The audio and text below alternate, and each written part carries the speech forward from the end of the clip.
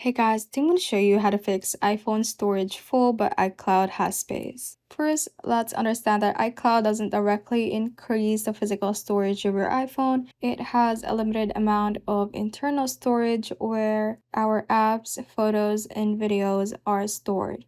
So iCloud just basically mirrors your files just to back them up. But there are still ways to help reduce your iPhone storage and free up some space and upload it onto your iCloud.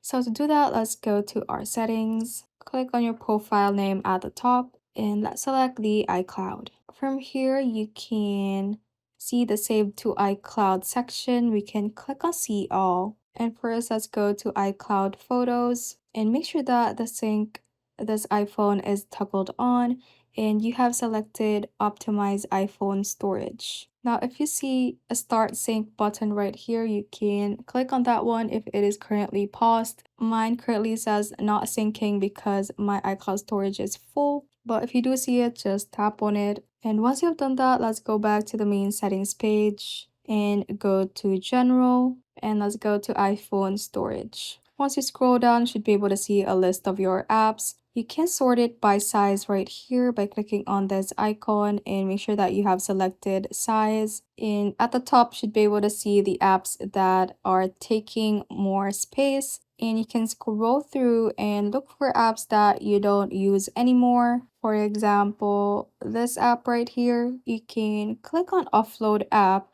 What this will do is that it will free up the storage that the app is currently using, but keep its documents and data. So when you reinstall it, the data will just be put back and it won't be deleted. But if there are some apps that you don't actually use anymore, just delete the app completely, and that should also help on freeing up some storage on your iPhone. Thanks for watching. If you found this useful, hit that like button and subscribe for more videos like this.